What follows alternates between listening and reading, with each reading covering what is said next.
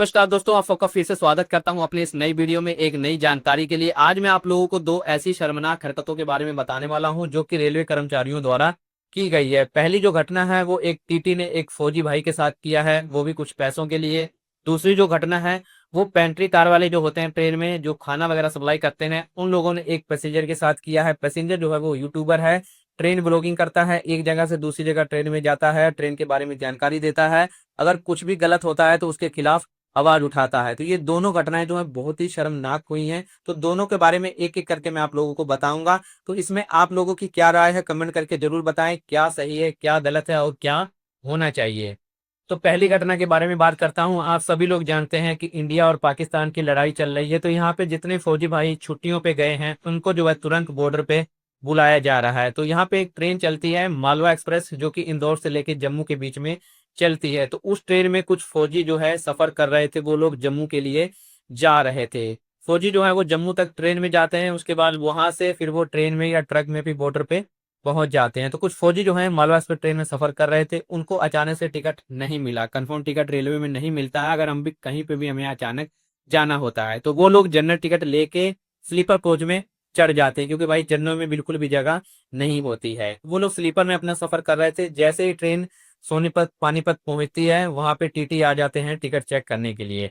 वो फौजी भाइयों का टिकट चेक करते हैं तो और बोलते हैं कि भाई आप जनरल टिकट लेके स्लीपर कोच में सफर नहीं कर सकते हैं। तो वो सभी फौजियों से जो है 150-150 रुपए ले लेते हैं और अपनी जेब में डाल लेते हैं। ना ही वो उनको सीट प्रोवाइड करते हैं और ना ही उनको रसीद बना के देते हैं और वहां से चले जाते हैं। तो वो फौजी भाई क्या करते हैं, इसके बारे में ट्विटर पे ट्वीट कर देते हैं। तो अगर किसी भी रेलवे कर्मचारी की शिकायत ट्विटर पे अगर किया जाता है तो रेलवे बहुत ही फास्ट और तुरंत उसके खिलाफ एक्शन लेती है। सही हुआ, टीटी को जो है तुरंत सस्पेंड कर दिया गया और उसके खिलाफ इंक्वायरी भी बैठा दी है। अगर टीटी गलत निकलता है तो यहाँ पे टीटी की जॉब भी जा सकती है। और ये बहुत सही है, क्योंकि जो टीटी लोग होते हैं ये आम जनता को तो परेशान करते ही हैं, लेकिन ये लोग फौजी भाइयों को भी नहीं छोड़ते हैं।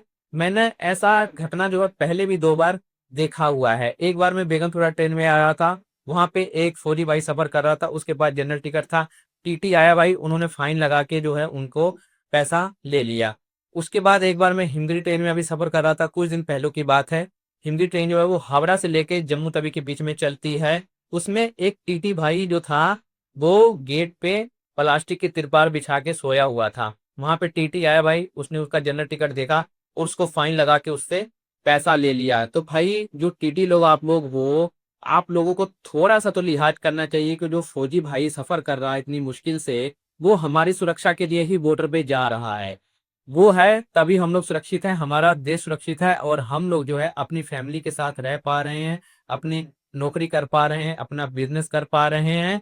एकदम बेखौफ होकर हम लोग अपनी जिंदगी जी पा रहे हैं। अगर फौजी भाई नहीं होते तो भाई यहाँ पे कोई भी जिंदा नहीं होता, किसी और का राज यहाँ पे चल रहा होता। वो लोग अपनी जान की बाजी लगा के हमारी रक्षा करते हैं।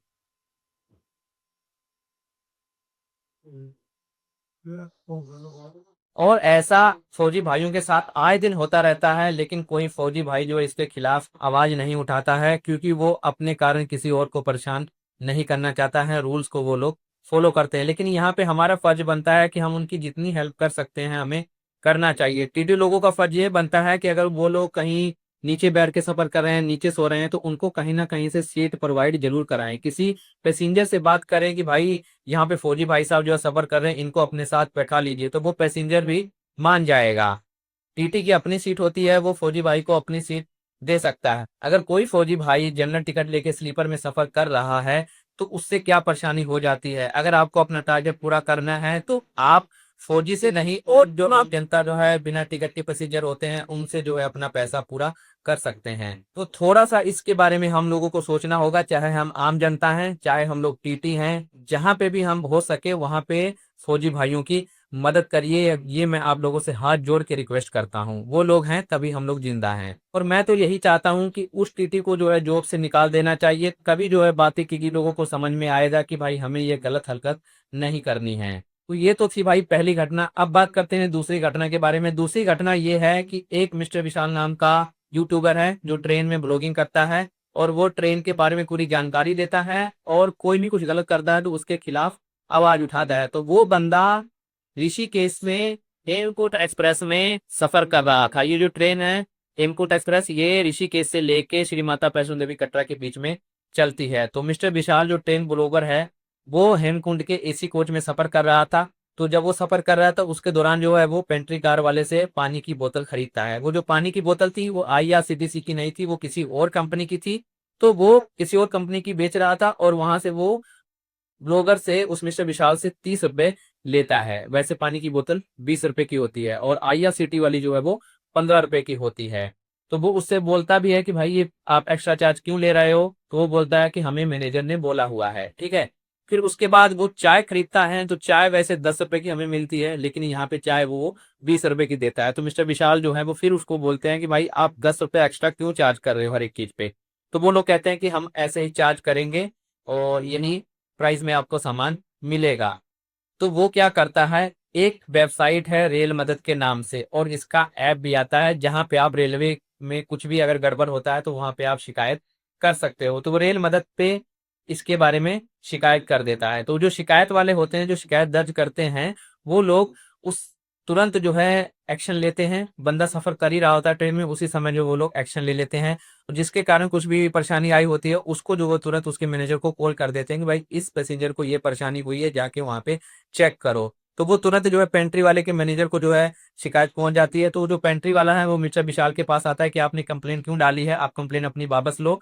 आप चाहे सामान का जो पेमेंट है वो मत करना, चाय का 20 रुपए है वो आप मत देना, पानी का मत देना, खाने का मत देना, लेकिन आप अपनी कंप्लेन जो है वो वापस ले लो। तो वो मिस्टर विशाल बोलता है कि मैं तो अपनी कंप्लेंट वापस ले लूंगा, लेकिन बाकी सभी लोगों से आप जो एक्स्ट्रा चार्ज कर रहे हो उसका क्या। तो वो पेंट्री वाले जो है वो बात नहीं मानते, वो गुस्सा हो जाते हैं और उसके खिलाफ हो जाते हैं। तो वो जो पेंट्री कार वाले सभी होते हैं वो मिल के पूरा स्टाफ इकट्ठा हो जाता है और वो मिस्टर विशाल पे हमला कर देते हैं, क्योंकि वो 15-20 लोग होते हैं। यहाँ पे एक बंदा उनका कुछ भी नहीं कर सकता और वो सभी लोग जो है दारू पिए होते हैं। और ये जो लोग होते हैं ज्यादातर प्राइवेट लोग होते हैं, ये सरकारी नौकरी इनकी नहीं होती है और इनकी ज्यादा वेरिफिकेशन वगैरह नहीं होती है। और ये लोग कुछ बदमाश होते हैं, कुछ कहाँ से कैसे आ जाते हैं सिर्फ आधार कार्ड देके नौकरी करने के लिए। इनको जो है ऐसे ही रख लिया जाता है बिना पुलिस वेरिफिकेशन के।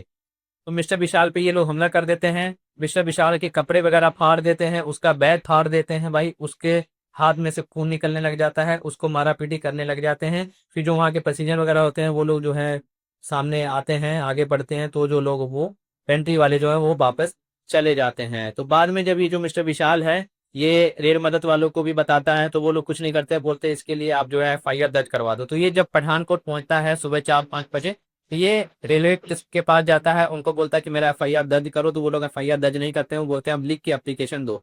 4 बजे उसको एप्लीकेशन वगैरह के लिए कोई पेज नहीं मिलता है, तो वो सुबह तक का वेट करता है। उसके बाद वो एप्लीकेशन लिख के पेंट्री कार वालों के खिलाफ जो है पठानकोट जो थाना होता है रेलवे का, वहां पे जो है एफआईआर दर्ज करवा देता है। बाद में इसके खिलाफ जो है एक्शन लिया जाता है और पेंट्री वालों को 5 लाख रुपए का जुर्माना लगाया जाता है।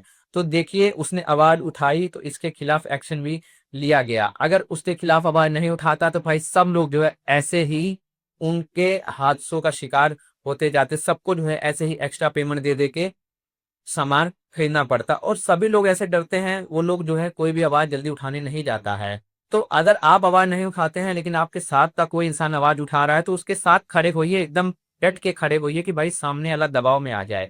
नहीं तो हम जो आम जनता के लोग हैं ना, हम लोगों को, ये जो बड़े लेवल के लोग हैं, हमको ऐसे ही दबाते रहेंगे और हमारा जो है ऐसे नुकसान होता रहेगा और हम लोग जो है बड़े बड़े हादसों का शिकार होता रहेंगे और हम लोग बड़े बड़े हादसों का शिकार होते रहेंगे, जैसे मिस्टर विशाल हुआ है। मिस्टर विशाल के साथ कोई खड़ा भी नहीं हुआ, लेकिन फिर भी जो है वो डट के लड़ा और जो है उसने लोगों को फाइन भी लगवाया है। तो पेंट्री कार वालों को सबको जो है अभी समझ में आ गया होगा भाई किसी से ज्यादा पंगा नहीं लेना है। और जो मिस्टर विशाल वाला है,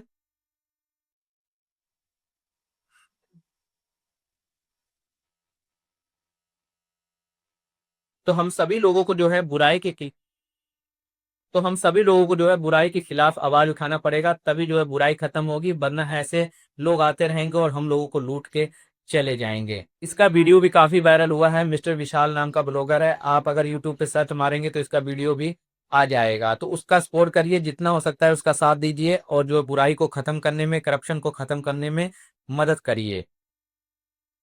क्योंकि हम सभी लोग जो है ट्रेनों में सफर कर क्योंकि हम सभी लोग जो है ट्रेन में सफर करते हैं, तो हम लोग भी ऐसे हादसों का शिकार हो सकते हैं। अगर हम लोग डर के बैठे रहेंगे तो हमें डराने वाले बैठे हुए हैं, वो हमें डराते रहेंगे। लेकिन जो है हम